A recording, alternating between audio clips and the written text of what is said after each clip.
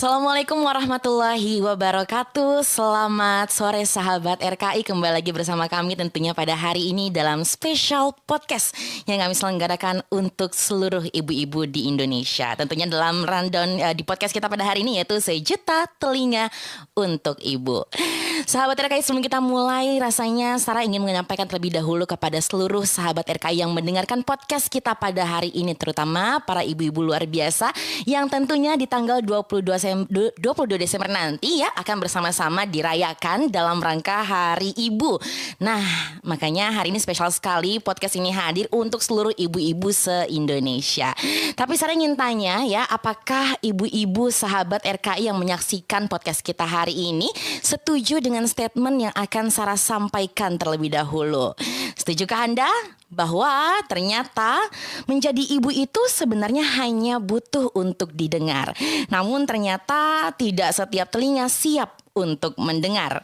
Mendengar tanpa penghakiman, apalagi mendengar sepenuh ketulusan. Saya rasa sendiri ya sebagai host ini, calon ibu juga merasa bahwa statement ini benar adanya. Kadang menjadi seorang wanita itu tidak mudah gitu ya, apalagi mencari tempat untuk bercerita. Nah, makanya hari ini ya tentunya sahabat RKI, podcast Sejuta Telinga untuk Ibu siap mengudara untuk menemani seluruh sahabat-sahabat RKI yang sudah menyaksikan secara daring tentunya melalui YouTube kita. Karena hari ini spesial, Sarah sudah menghadirkan para konsultan-konsultan keluarga yang luar biasa. Kalau kita ngomongin soal ibu, tapi bukan cuma ibu saja yang dihadirkan, tapi juga ada sosok seorang ayah yang akan sharing bersama dengan kita. Nah, saya mau kenalin dulu ya. Mungkin kalau di kamera baru terlihat saya. Nah, ini baru terlihat semuanya. Di depan saya ada Kang Febri. Saya mau sapa dulu Kang Febri. Selamat sore, gimana kabarnya? Sore dan alhamdulillah saya baik ya. Assalamualaikum warahmatullahi wabarakatuh sahabat RKI. Waalaikumsalam. Iya. Ini kalau tadi sebelumnya sahabat RKI ya, saya sempat ngobrol juga sama Kang Febri. Ini kalau saya nggak salah, tadi langsung dari Lembang ke Jakarta khusus untuk hadir di podcast kita hari ini. Betul ya Kang ya? Ya, dari Lembang ngambil rapot anak dulu. Oh iya. Tapi ngomong-ngomong gimana rapot anaknya? Rapot anak sama masih tulisan dan angka. Oh, masih sama ya. Alhamdulillah ternyata ya sahabat RKI isinya masih sama. Masih Mungkin sama. bedanya dari ini aja ya rapot kita yang sebelumnya ya, gitu. Betul. Nah, sahabat RKI mungkin beberapa bertanya-tanya ya. Mungkin ada yang belum melihat Kang Febri walaupun mungkin sebelumnya sudah seliweran nih ya di podcastnya PKS juga pastinya. Nah, sahabat RKI yang tadi menyapa kita semua tentunya melalui podcast ini, Kang Febri ini merupakan konsultan keluarga tingkat nasional ya di RKI, betul nggak Kang? Ya, alhamdulillah. Oke, Kang, mungkin Sarah pengen tanya dulu. Ini kan juga kesempatan pertama Sarah bertemu dengan Kang Febri ya. Ini udah berapa lama sih Kang berkecimpung menjadi konsultan keluarga? Ya, sebenarnya untuk menjadi konsultan itu belum terlalu lama ya. Tapi untuk menjadi, awalnya kan gini, awalnya jadi motivator. Nah, jadi motivator, motivasi banyak orang, lama-lama tuh terlibat dalam kegiatan-kegiatan parenting. Namanya parenting pasti ada yang punya masalah ya. Benar. Banyak yang curhat dan segala macam gitu.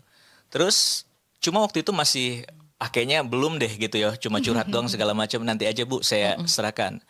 Cuma memang ada satu hal yang menarik dari guru kami, Bapak Cahyadi Takaryawan ya, yang akhirnya memotivasi kita semua bahwasanya saat orang datang kepada kita, saat bisa jadi itu adalah cara Allah untuk menunjukkan gitu. Jadi salah satu ciri-ciri ketika Allah sayang sama kita adalah Allah akan menggunakan kita seluas-luasnya untuk kebaikan. Nah, hadirnya orang tersebut kepada kita itu adalah salah satu cara Allah untuk mengeksplorasi atau mengeksploitasi kebaikan-kebaikan kita. Nah, makanya baru mulai belajar, ikut pelatihan-pelatihan konsultan, bagaimana menjadi seorang konselor gitu.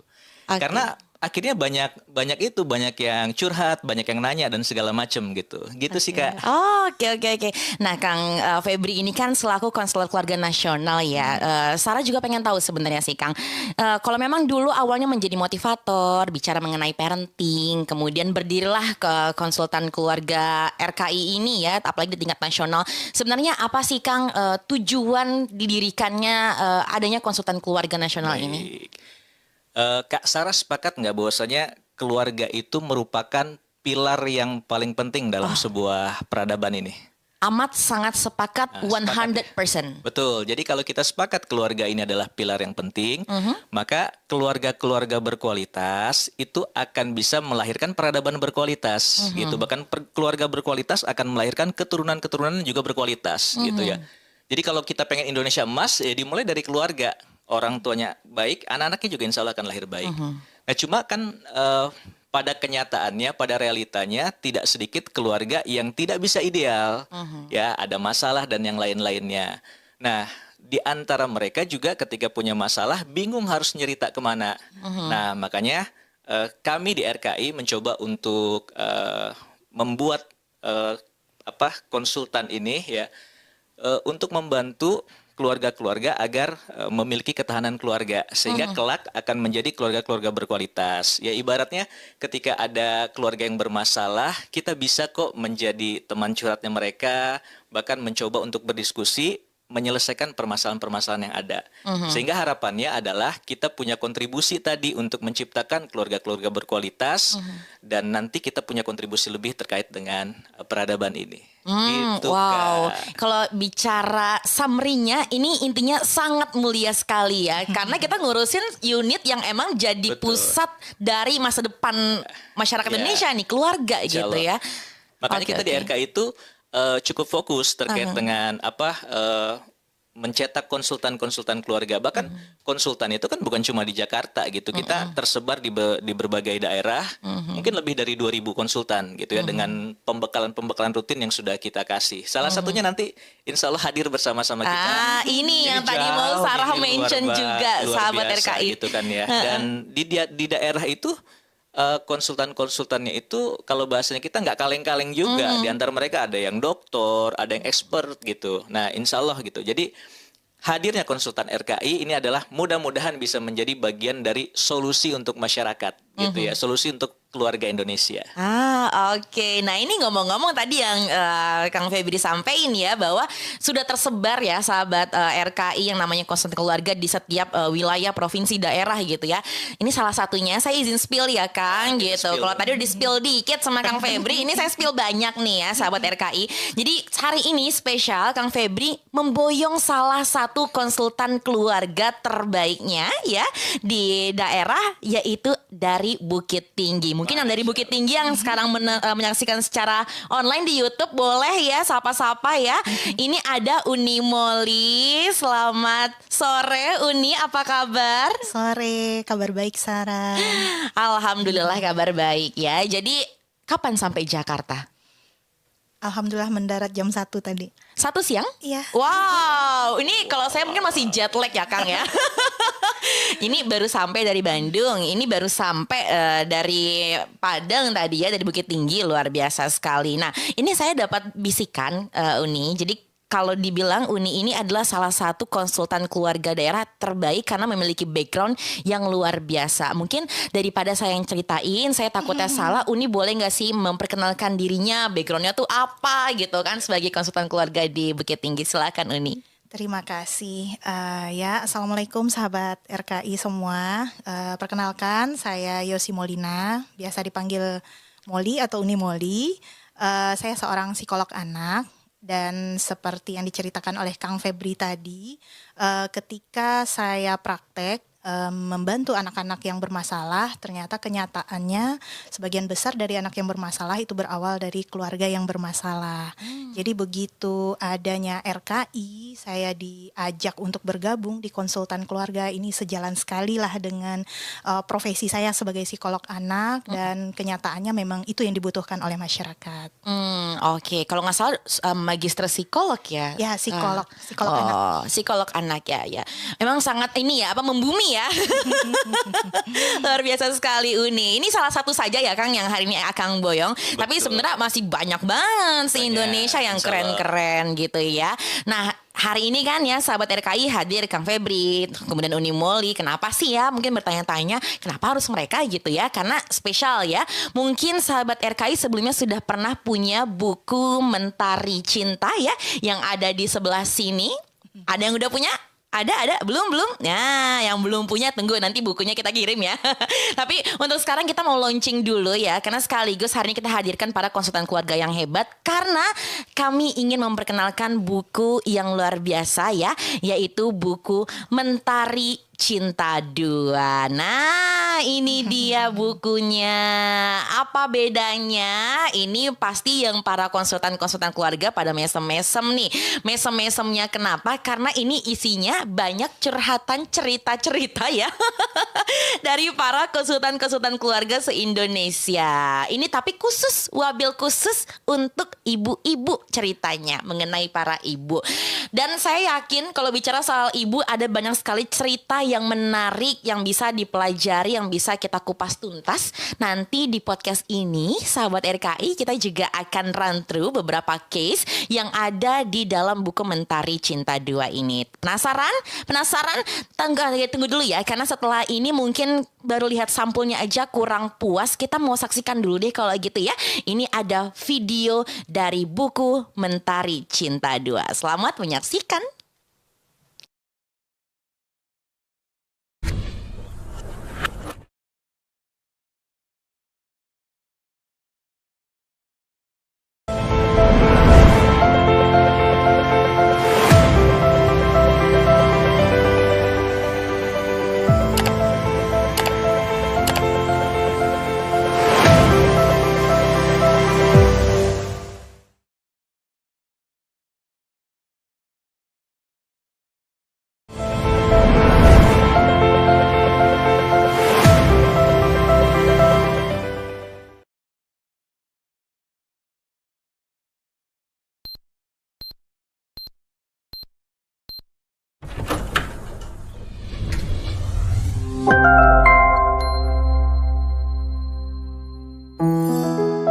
Masalah yang hadir bisa membawa kita terhempas dan jatuh, atau justru membuat kita jadi lebih tangguh.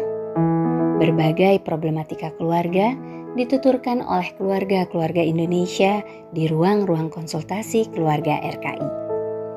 Kisah yang terucapkan, kisah yang tak terucapkan, cukup mencari kanal untuk ditumpahkan. Kisah yang menemukan solusi, kisah yang belum sampai pada solusi, tapi menghadirkan ruang lapang di hati. Kisah yang tetap rapi tersimpan, tertuturkan untuk mencari kebaikan, dituturkan pada mereka yang terlatih dan terpercaya yang mendengarkan sepenuh ketulusan. Kisah yang membawa pesan tentang betapa berharganya keluarga dan betapa pentingnya ia untuk diperjuangkan. Beberapa kisahnya kami ceritakan di sini. Semoga bisa menginspirasi untuk bersama layanan konsultasi keluarga RKI bangkit menjadi keluarga yang lebih berdaya. Kembali hadir buku Mentari Cinta Keluarga 2, menyajikan kisah-kisah syarat hikmah dari para ibu inspiratif di ruang-ruang konsultasi keluarga RKI.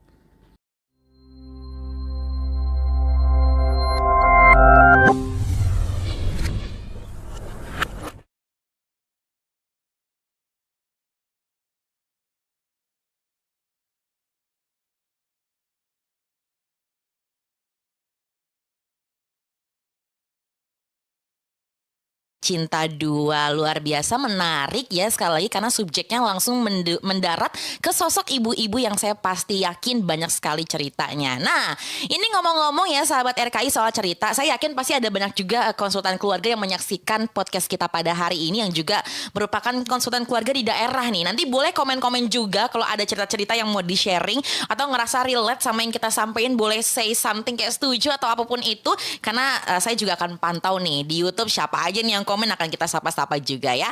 Ngomong-ngomong soal cerita, Kang Febri, Uni Moli ya, sekian lama menjadi seorang konsultan keluarga ini kan pasti ada banyak cerita-cerita yang didapatkan ya. Saya yakin sih ya, pasti nggak semuanya enak.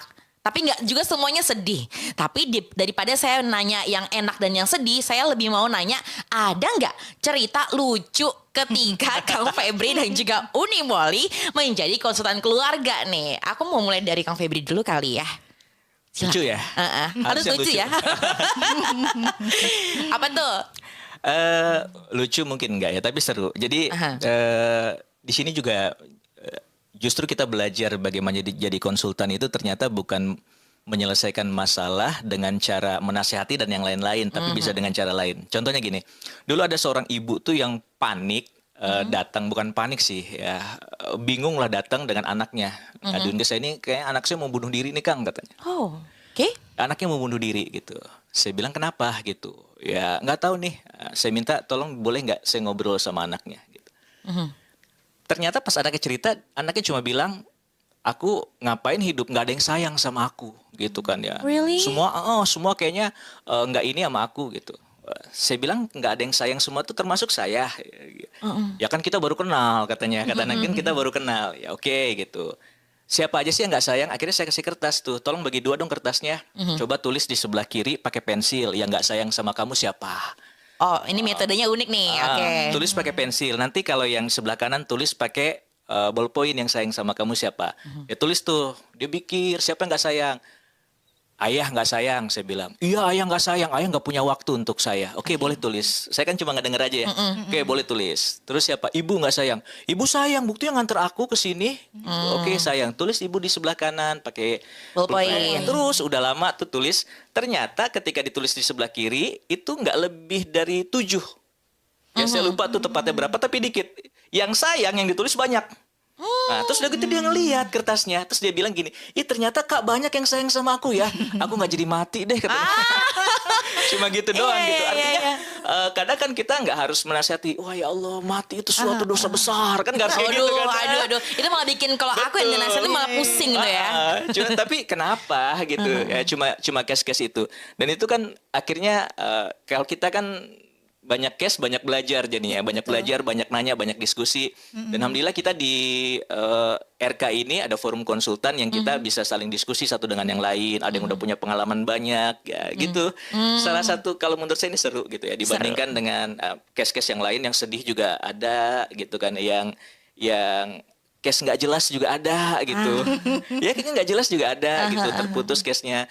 Tapi salah satu yang favorit saya yang suka saya ceritain juga bahkan ke yang lain, nah itu salah satunya itu gitu. Keren sih Kang, maksudnya metode Akang untuk bisa memberi pendekatan bagaimana dia sadar untuk tidak melakukan hal yang negatif itu menurut aku so unik, menarik banget gitu buat anak-anak muda ya. Karena salah satu fungsi konselor, konsultan itu adalah bukan langsung memberikan solusi, tapi membangun kepercayaan diri, memberdayakan agar mereka mau sadar dan berani mengambil sebuah tindakan. Nah kayak tadi kan kita ngelihat ternyata banyak yang sayang gitu kan. Ketika dia awalnya berpikir nggak ada yang sayang sama aku, itu karena cuma case aja dia lihat ada temennya, terus ada beberapa keluarganya yang mungkin dia anggap nggak sayang, akhirnya digeneralisir. Nah ketika mindset sudah mengatakan nggak ada yang sayang sama aku, akhirnya kan kesannya semua berat kan, nggak ada yang sayang, saya kan nggak ada yang sayang gitu. Ternyata ketika ditulis pas di list gitu ya Unimoli ya, ternyata banyak yang sayang, aku nggak jadi mati deh katanya gitu.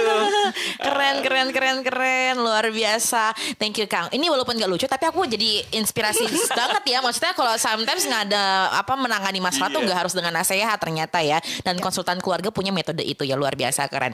Ini baru dari Kang Febri nih. Ini Uni, aku sangat berharap cerita Uni lucu ya. Ada nggak nih? Wah, kayaknya nggak ada yang lucu. Sebenarnya tadi yang diceritakan Kang Febri itu sebenarnya nggak lucu juga ya Kak ya. Tapi sebenarnya kita mengambil hikmahnya gitu ya, gimana kita melihatnya. Karena ya rata-rata yang datang konsultan itu, yang konsultasi itu ya karena merasa ada beban, terus berat gitu. Dan kalau mereka sudah sampai di tahapan menertawakan diri mereka sendiri atau merasa lucu dengan segala sikap dan kebodohan yang mereka jalani selama bermasalah, itu berarti mereka sudah healing. Udah berdamai dengan diri sendiri. Berdamai dengan diri sendiri. Saat seseorang bisa menertawakan masalah, berarti dia sudah bisa berdamai. Ya, betul. Nah, jadi kami merasa kalau kasus-kasus yang hadir itu memang karena mereka merasa berat gitu, terus gak ada yang dengerin, dan cocok sekali dengan tema hari ini. Intinya kalau para ibu-ibu, para wanita, sebenarnya butuhnya didengerin aja. Dan ini sebenarnya rahasia psikolog nih. Kita intinya dengerin. Nah, ketika kita dengerin, mereka kadang-kadang menemukan solusi sendiri ya Kang ya. Iya, betul. Ya kayak tadi kasusnya Kang Febri, justru mereka menemukan sendiri. Gitu, Kak Sarah. Oke, luar biasa. Nah, tapi ada nggak sih momen dimana ketika jadi konsultan keluarga nih malah menertawakan diri sendiri gitu, like acting fools lah, sometimes gitu. Pernah benar. nggak ada momen kayak gitu? Oh sering. Sering. Boleh dong Kadang-kadang cerita. kadang-kadang seorang ibu cerita tentang anaknya. Terus saya tiba-tiba merasa, wah kayaknya saya kayak anaknya tuh. Saya bersyukur punya ibu yang bisa menerima saya apa adanya. Yang terkadang seorang ibu yang idealis gitu ya, melihat kekurangan-kekurangan anaknya, terus tidak siap untuk menerima. Ya karena kan kita nih generasinya beda-beda ya. Kayak saya tuh mungkin ibu saya itu silent generation gitu. Sementara saya generasi milenial gitu ya, yang dengan segala karakteristiknya berbeda, dan pengharapan si orang tua ke anak tuh kan beda lagi gitu. Dan kadang-kadang itu yang tidak siap tuh, adaptasi beda generasi ini yang terjadi di antara orang tua dan anak. Belum lagi orang tua dan cucunya gitu ya. Jauh Cucunya itu udah ya. Gen Z, Gen Alpha gitu, yang udah beda jauh gitu Iya, ya. iya. Nah, kadang-kadang kita ya seperti Kang Febri tadi, kita cukup mendengarkan, terus kita refleksi kembali ke mereka, apa yang mereka rasakan, terus kita dengerin juga di pihak si anak atau di pihak pasangan. Insya Allah ketemu tuh titik temunya gitu. Oke, ya Kang ada juga cerita mau? Ya itu tadi, biasanya kalau sesuatu yang relate itu pasti kita akan aku banget nih gitu.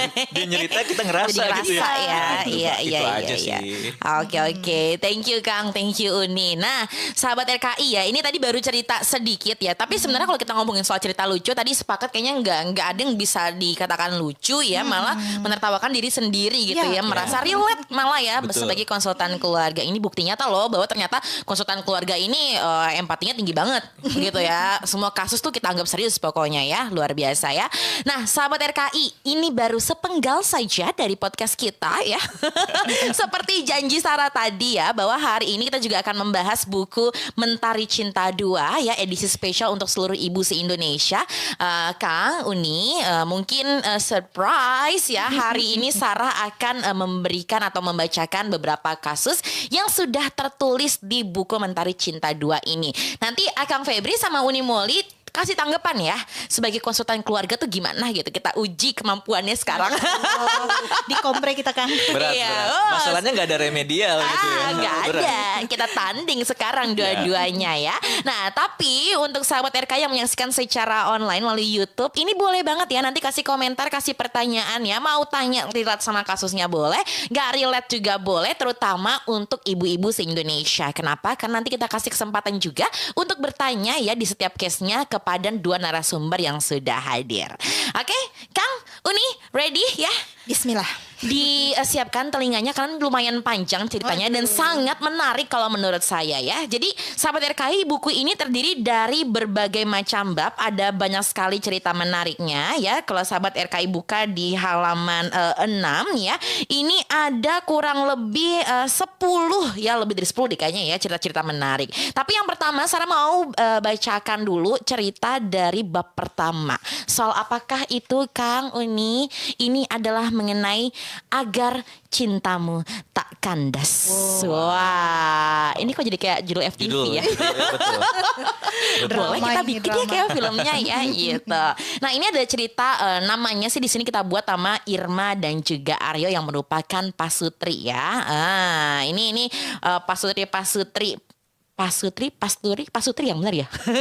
Iya. Nah, Pasutri Irma dan juga Aryo yang sudah 8 tahun berumah tangga nih, Kang dan juga Uni.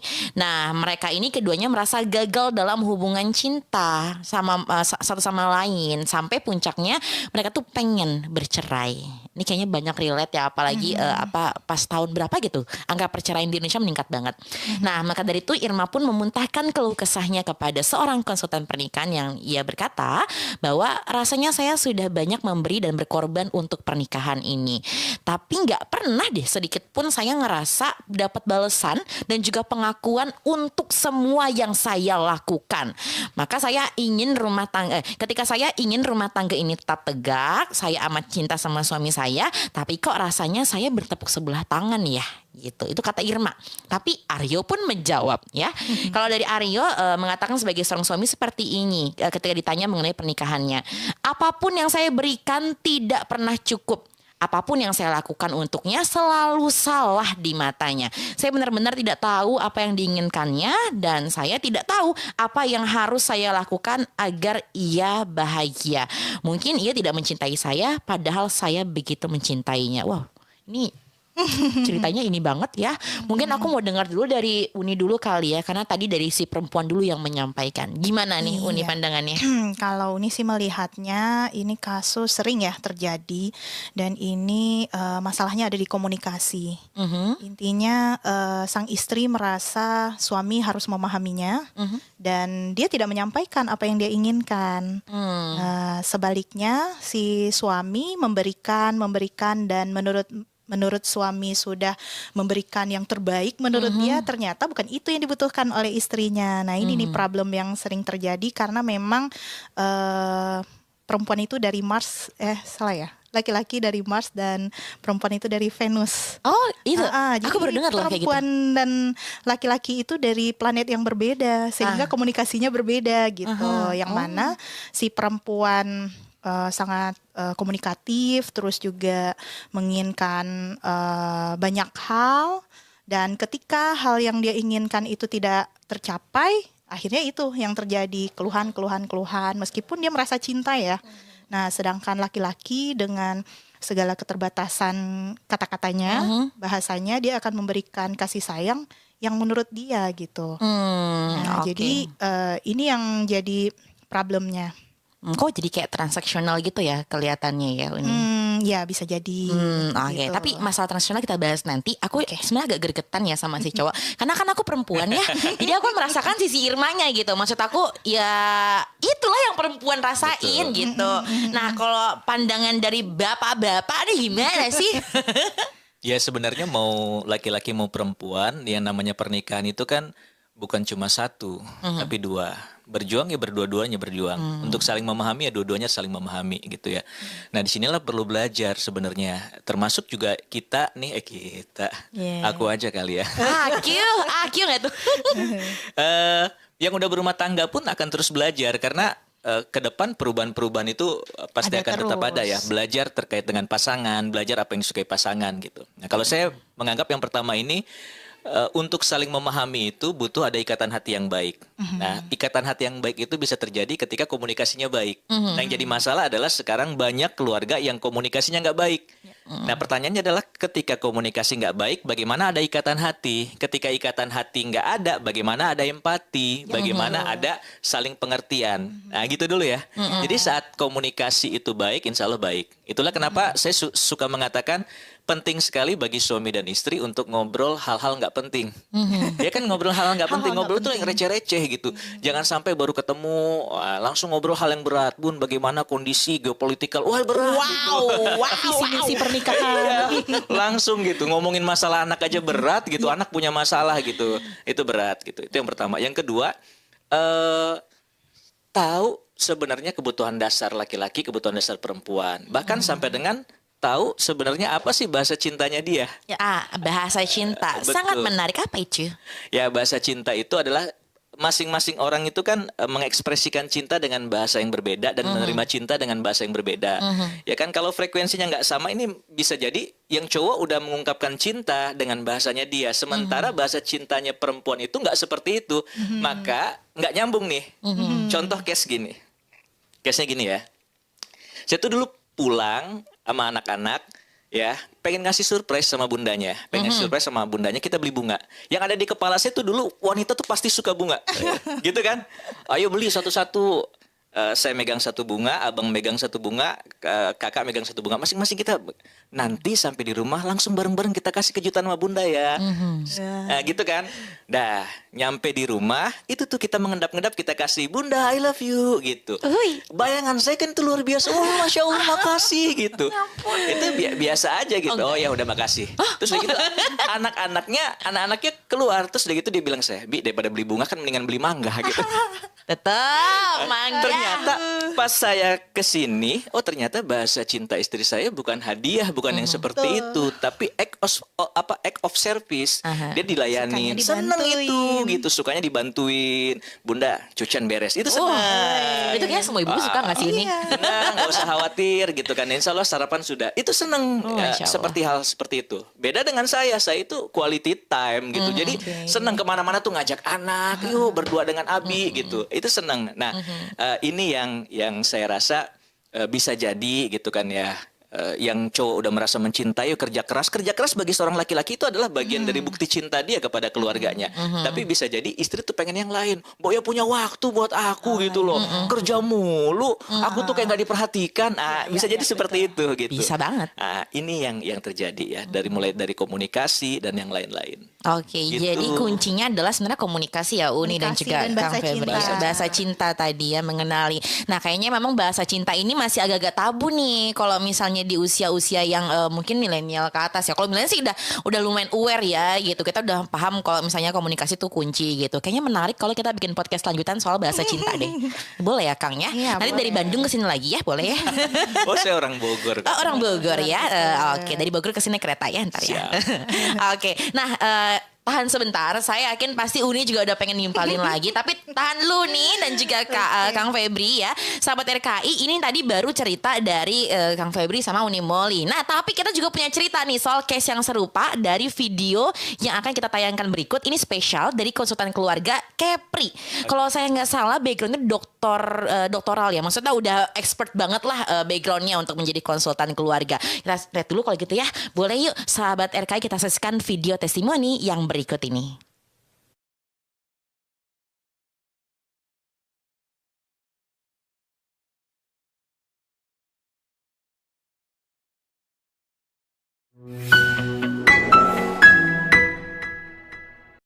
Saya Zainal Satiawan, konsultan keluarga di Provinsi Kepri, selama menjadi konsultan dalam membantu menyelesaikan problem keluarga, rumah tangga. Selama ini banyak sekali suka dan dukanya. Sukanya kita mempunyai kesempatan untuk terus meningkatkan kapabilitas pribadi, meningkatkan ilmu, sekaligus menjadi sarana untuk membantu saudara-saudara kita yang berada dalam ujian rumah tangga. Kita punya peluang untuk berkontribusi dalam meningkatkan ketahanan keluarga di Provinsi Kepri sekaligus di Indonesia ini, dalam rangka membentuk keluarga yang bervisi Baiti Jannati, rumahku surgaku. Tantangannya di sini bahwa ternyata problem rumah tangga itu tidak ada habisnya, baik itu masalah komunikasi keluarga, masalah anak ya, masalah yang berkaitan dengan mertua, masalah yang berkaitan dengan tetangga, dan juga hubungan interaksi di masyarakat. Yang jelas kebahagiaan yang akan terjadi di masyarakat itu tidak lepas dari kebahagiaan keluarga. Maka memperbaiki keluarga agar senantiasa harmonis, bahagia, jauh dari tekanan-tekanan, itu menjadi salah satu solusi pembentukan masyarakat dan bangsa. Oleh karenanya keberadaan konsultan keluarga itu sangat dibutuhkan. Makin ke sini problem rumah tangga itu akan terus ada dan semakin.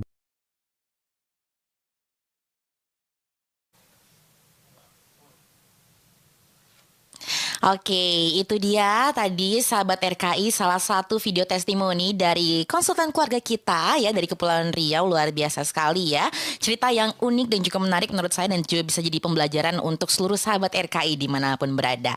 Nah, Kang Febri dan juga Uni Moli serta sahabat RKI semuanya, kita akan lanjut kalau begitu ya di kasus lainnya. Tadi saya lihat mungkin ada beberapa interaksi yang keren banget lewat YouTube dan juga pertanyaan-pertanyaannya. Tetap ditanyakan saja, ditampung pokoknya. Saya masih menantikan pertanyaan-pertanyaan dari semua sahabat RKI yang menyaksikan podcast kita pada hari ini. Oke, Kang dan juga Uni, kita lanjut lagi ke case berikutnya. Ini tadi saya juga sudah baca sekilas, memang cukup berat menurut saya dan sangat menarik untuk kita bahas bersama-sama ya.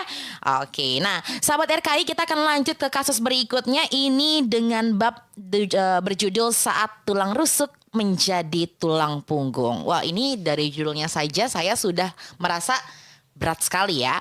Izinkan saya untuk membacakan ya ini semua tentunya. Oke. Oke. Nah, ini ceritanya cukup panjang.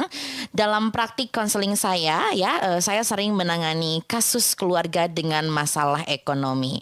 Salah satu situasi yang umum terjadi adalah ketika suami malas bekerja, sementara istri berperan sebagai penyokong utama keuangan keluarga. Tentu kondisi ini tidak hanya menciptakan masalah finansial, tapi juga konflik emosional dan sosial dalam rumah tangga. Sebagai konselor, saya merasa penting untuk memahami dinamika yang terlibat dan merumuskan pendekatan yang efektif untuk membantu keluarga tersebut.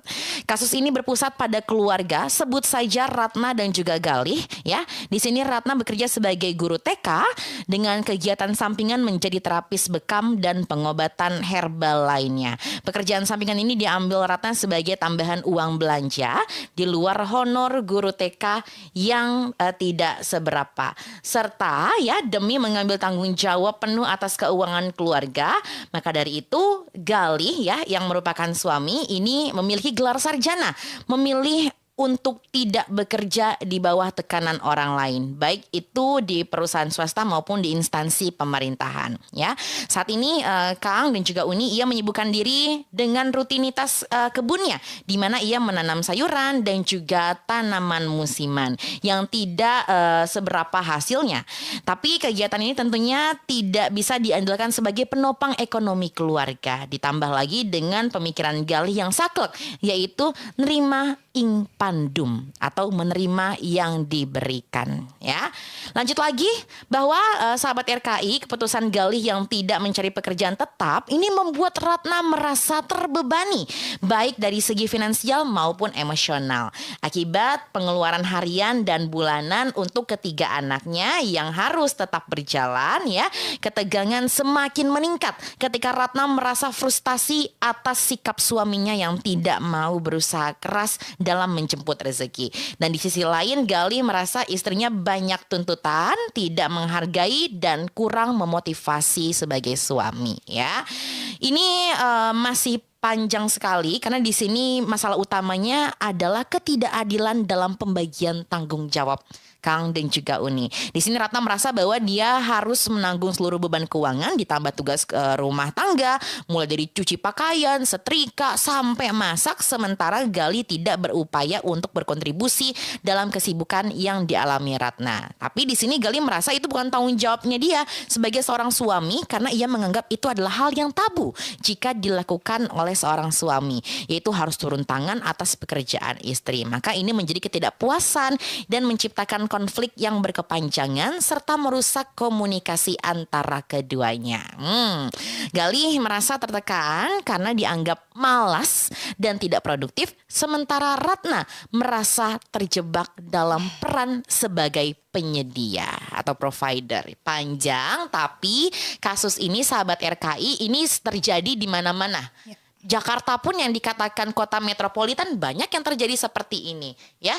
Aku mau minta tanggapannya dulu, siapa duluan yang mau nanggepin? Mungkin dari Uni, silahkan nih sebagai sosok perempuan, ibu. Sosok perempuan. Ya, ada seorang tokoh yang mengatakan dewasa ini perempuan itu semakin maskulin. ya, karena adanya tuntutan pekerjaan di luar rumah seperti cerita kita tadi, sementara di rumah dia harus switch jadi feminin lagi gitu, dan itu pasti akan membuat si perempuan ini sangat merasa berat karena bebannya bertambah-tambah. Dan tentunya ini keluar dari kodratnya ketika tuntutan untuk keluar rumah yang mana itu sunatullahnya ini tanggung jawab laki-laki ya.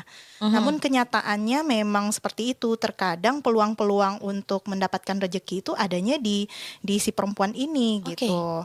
Nah, sedangkan di sisi lain laki-laki, suami itu sangat butuh penghargaan, harga dirinya menjadi hal yang utama gitu, dan ketika harga dirinya ini tidak terpenuhi, itu akan membuat si laki-laki menjadi lemah dan peran-perannya pun jadi terhambat gitu untuk aktualisasi dirinya di situ. Nah, ketika hal ini terjadi, kembali lagi ke komunikasi, kembali lagi ke tujuan utama pernikahan, dan kalau komunikasi berjalan baik, terus juga masing-masing individu, baik si suami dan si istri, tuntas dengan dirinya, dengan harga dirinya, konsep dirinya, peran-perannya, baik sebagai istri, sebagai ibu dan suami dan sebagai ayah. Kalau itu tuntas sih, insya Allah komunikasi itu akan berjalan dengan baik. Persoalannya kadang-kadang ditambah lagi dengan komunikasi yang terhambat ya, sehingga si perempuan merasa semakin tereksploitasi, merasa beban yang berat. Dan laki-laki yang dibesarkan dengan mungkin masih pemahaman-pemahaman yang tradisional ya, bahwa kerjaan-kerjaan domestik itu bukan ranahnya laki-laki, akhirnya membuat si perempuan merasa tidak terbantu nih. Dari sudahlah dia di luar rumah juga bekerja, terbebani, di dalam rumah juga gitu. Hal ini nih yang butuh konsultan untuk menjadi titik temu, menjadi jalan tengah, membersamai agar penghalang-penghalang dan hambatan-hambatan komunikasi ini bisa dirombak gitu ya, sehingga lancar nih persepsi dari si istri, si perempuan, dan juga persepsi dari bapak-bapaknya. Nah, makanya kita butuh konsultan itu laki-laki, karena nggak mungkin ibu-ibu menyampaikan ini ke bapak-bapak. Betul. Gitu. That's why Kang.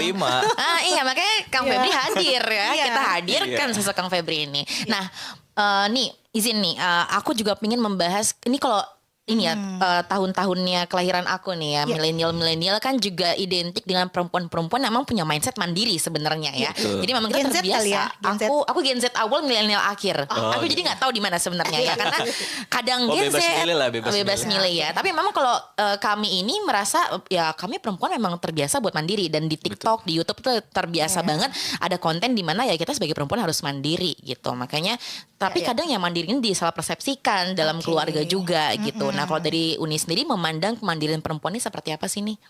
Ya, kemandirian itu pasti ya, karena memang setiap individu itu harus tuntas dengan dirinya sendiri. Nah, persoalan ketika kita menikah, ada harapan-harapan gitu. Ketika menikah, harapannya dibantuin suami ini, dibantuin suami itu gitu. Nah, inilah di masa-masa ta'aruf perlu tuntas kita bahasakan. Kalau tadi kita bahas transaksional, oke, di awal kita perlu membahas itu. Misalnya, saya nggak bisa nih masak, kira-kira gimana?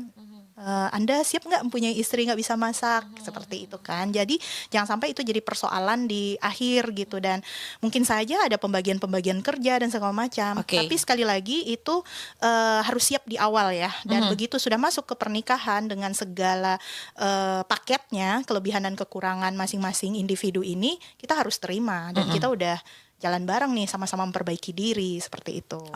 Nah kalau dari Kang Febri ini ya kami perempuan juga, saya mengatasnamakan kami gitu. Tapi saya pribadi sih kadang kalau melihat kasus seperti ini juga merasa kayak kok jadi terbalik ya perannya gitu loh. Jadi disalahkan, disalahgunakan nih kemandirian perempuan. Atau mungkin ada sudut pandang yang lain lagi dari seorang Kang Febri nih. Tapi jangan cuma komenin perempuannya aja ya Kang gitu. Nah sosok laki-lakinya juga di sini nih, suami ini gimana nih Kang? Silakan. Baik, justru saya menganggap ketika sesuatu tidak pada tempatnya maka akan sulit ya. Sesuatu ketika tidak pada kodratnya itu akan berantakan, kecuali ada catatan-catatan di sini ya.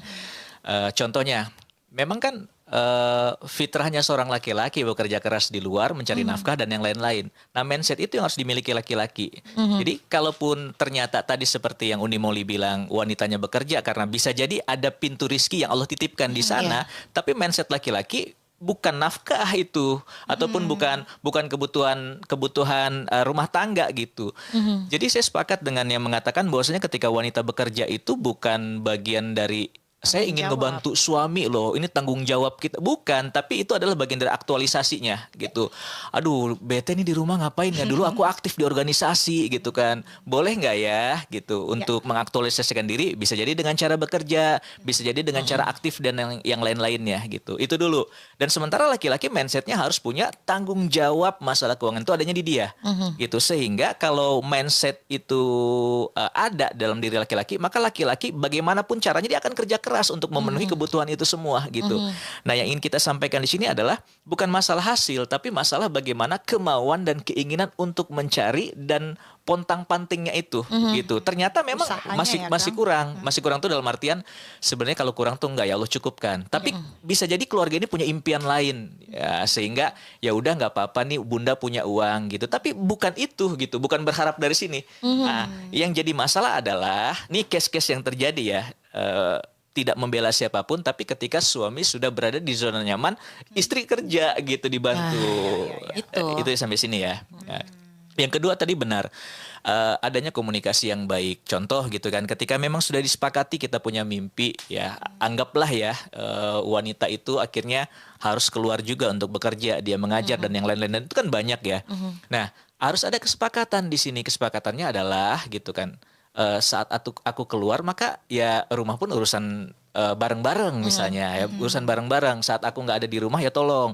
Saat aku ternyata Sabtu harus ada sesuatu yang ingin aku lakukan dengan izin suami ya bagaimana suami juga mau megang anak dan yang lain-lain. Nah, komunikasi itu perlu disepakati. Apalagi tadi ini sampai dengan capek ya. Contoh gini, kenapa saya di awal tadi bilang harus adanya saling pengertian dan tahu psikologi suami, tahu psikologi istri, tahu bagaimana suami dan istri gitu. Jangankan kerja di luar deh, ngerjain pekerjaan rumah aja capek nggak? Banget. Capeknya capek apa? Capek fisik, capek hati gitu ya. Nah, kalau capek fisik gimana caranya untuk nge-recharge kembali? Istirahat tidur bisa, tapi kalau capek hati gimana? Nah, wanita kalau capek hati apa yang dia lakukan? Curhat cerita. Nah, itulah fungsi suami. Gitu. Artinya supaya besok bangun pagi dalam keadaan fresh kembali, optimal kembali, biarkan bercerita. Nah, tapi memang gini loh, bedanya suami itu kan karena memang dikasih kelebihan sama Allah ya. Jadi saat suami itu dikasih kelebihan, memang dia adalah orang yang diberikan kelebihan oleh Allah untuk bisa menyelesaikan masalah gitu ya. Jadi ketika ada yang cerita bawaannya tuh pengen mikir gitu. Padahal yang dibutuhkan wanita bukan masalahnya, tapi saat wanita bercerita yang dia inginkan adalah lawan bicaranya. Kalau dalam case ini suaminya, lawan bicaranya mengerti tentang apa yang dia sampaikan dengan keadaannya gitu. Bukan solusi Bukan solusi. Makanya saya bilang cukup sediakan 2 telinga dan muka yang pura-pura empati. Enggak ya. Nah, dengarkan dengan hati maka akan empati gitu. Jadi tahan dulu untuk memberikan solusi, karena ketika kita ngasih solusi malah akan nambah masalah. Ya Allah, aku cerita malah dipotong gitu. Maka dengarkan. Itu kan sesuatu yang sifatnya ilmu dan butuh dilatih. Ngedenger itu kan nggak gampang ya. Ngedenger beneran ya. Mendengarkan. Nggak sambil main handphone, nggak sampai main itu. Nah, kalau hal itu dijalankan dengan baik antara suami dan istri, ada komunikasi, itu nyaman. Makanya salah satu indikator saya definisi sakinah misalnya, saya tuh mengatakan saat suami ataupun saat istri pengen cerita ke pasangan tanpa ada rasa takut, itu komunikasinya bagus. Tapi berapa banyak misalnya istri mau cerita, aduh jangan-jangan kalau aku ngomong malah dicuekin, itu ada rasa khawatir. Jangan-jangan kalau ngomong malah berantem gitu. Suami juga ketika pengen nyampein ke istri, wah kalau ngomong tidur di sofa nih. Takutnya tidur di keset gitu kan. Ini kan masalah gitu. Udah gak sofa lagi ya. Udah di keset gitu. Jadi berantem. Nah, ini yang harus dihindari. Makanya tadi saya flashback ke yang saya sampaikan tadi, penting untuk kita ngobrol santai, bercanda santai. Saat punya kalau udah terbiasa untuk ngobrol hal-hal kecil dengan enak, dengan nyaman, maka ketika ada masalah kita akan lebih gampang ngomong hal-hal yang berat gitu. Tapi case tadi ini catatan banget nih. Betul, case tadi saya ingin menggarisbawahi lagi ya tentang case tadi. Disinilah harus muncul kesadaran, kalau saya dari pihak suami berarti harus harus laki-laki itu sadar sebenarnya bahwasanya masalah finance itu adalah tanggung jawabnya dia, gitu kan. Ini dibutuhkan Bisa jadi tadi pembekalannya. bisa jadi belum cukup untuk memenuhi kebutuhan mimpi mereka gitu kan, belum cukup untuk memenuhi kebutuhan mimpinya mereka. Tapi usaha dan kerja keras itu adalah bagian dari tanggung jawab yang harus diusahakan oleh seorang laki-laki. Oke. Gitu. Benar-benar. Oke, wow. Ini kalau saya suka banget sama dengan case ini sih, karena case ini akan amat sangat terjadi di zaman sekarang sih, karena kemandirian perempuan tuh luar biasa banget di Satu saat lagi ini. boleh nggak? Boleh. Nah, di satu sisi saat perempuan sudah mandiri dan misalnya lebih dibandingkan suami, penghormatan tadi Ya, terhadap penghargaan. suami, penghargaan terhadap suami itu nggak boleh gitu. Ya dia boleh di luar jabatannya apa, tapi suami di rumah tetap dia sebagai Qawamnya. qawamnya yang harus dihormati.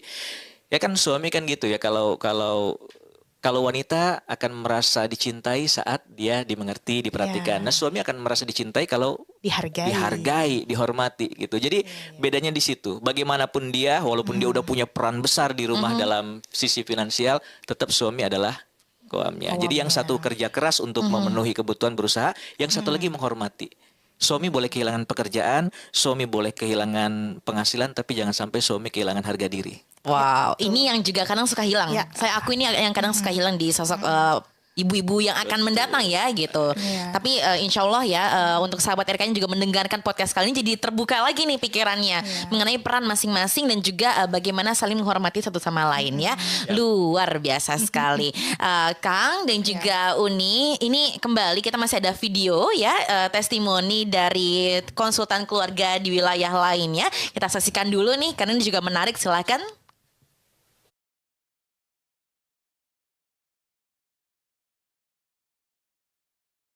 Dan manfaat yang lebih baik. Dan jangan sampai remaja itu diisi waktunya dengan kegiatan.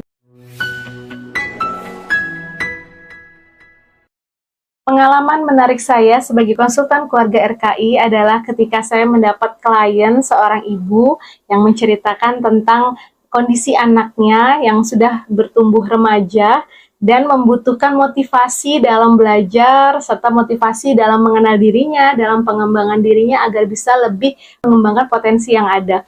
Nah, di sini saya sangat merasa bahwa saya bisa memberikan suatu input yang berharga pada anak dari ibu si klien saya ini. Saya coba arahkan untuk bisa ayo berkumpul dengan komunitas-komunitas, grup-grup yang baik, circle-circle kebaikan gitu ya, yang bisa membawa dampak manfaat yang lebih baik. Dan jangan sampai remaja itu diisi waktunya dengan kegiatan-kegiatan yang membuat justru banyak waktu luangnya untuk mengarah pada hal-hal keburukan gitu. Jadi ini tantangan bagi saya untuk bisa terjun langsung ya menyelami dunia remaja gitu ya.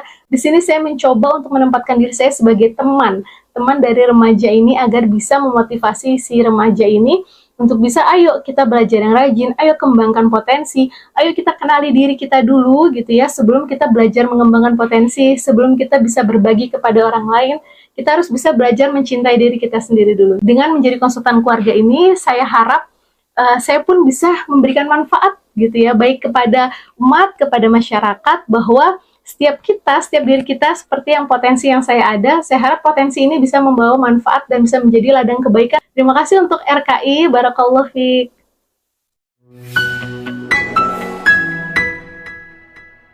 Assalamualaikum warahmatullahi wabarakatuh. Perkenalkan, saya Kak Bayu, konsultan muda dari RKI DPW PKS Jawa Timur. Sangat saya syukuri adalah Allah izinkan saya untuk mengamalkan ilmu yang sudah saya pelajari di bangku kuliah untuk diterapkan di kehidupan nyata.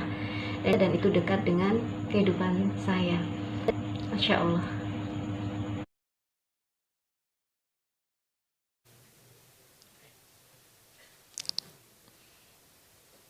Baik, nah sahabat RKI itulah dia tadi juga video testimoni dari Jawa Timur dan DKI Jakarta ya, luar biasa sekali ya. Terima kasih banyak seluruh konsultan keluarga yang sudah mengirimkan video testimoninya. Kang dan juga Uni, ini sebenarnya masih ada satu lagi loh, tapi kenapa ya hanya 1 jam gitu ya? Sedih. Kayaknya besok-besok kita harus bikin podcast 2 hari. Betul. Tapi emang bagus nih, artinya yang kayak gini tuh bisa kita bikin serial podcast gitu ya. Agree. Jadi kaya kan. Kasus anak. Betul. Itu baru hubungan suami istri dan yang lain-lain. Belum bagaimana permasalahan di anak yang Ya. justru sekarang banyak dihadapi oleh orang tua dan yang lain-lain. Nah ini Boleh. ngomongin soal serial podcast ya. Tadi sebenarnya banyak sekali pertanyaan-pertanyaan yang sudah masuk di YouTube-nya kita ya. Teman-teman semua, saya yakin pasti ingin banget bahas semua pertanyaan yang ada di YouTube. Tapi kan waktunya terbatas. Ini kayaknya akan kita jadikan serial podcast yang berikutnya ya. Setuju sama Kang Febri. Tapi pasti Kang Febri sama Uni Muli siap kita undang lagi ya. Aduh, Ya, kita Aduh. siapapun pembicaranya, hostnya tetap Kak Sarah kayaknya seru. Boleh banget Betul. dong. Nah, tapi karena memang waktunya terbatas ya, sekali lagi sahabat RK terima kasih dan juga mohon maaf pastinya karena memang pertanyaannya belum bisa kita bahas di kesempatan ini, tapi pastinya insya Allah akan kita bahas di podcast-podcast yang berikutnya. Tadi luar biasa interaksinya dan pastinya untuk sahabat-sahabat RK yang menyaksikan pada kali ini jangan lupa juga nih nanti yang penasaran sama isi bukunya ya, bisa banget langsung dibaca buku Mentari Cinta 2 karena itu baru salah 2 dari kasus yang kita bahas di sini.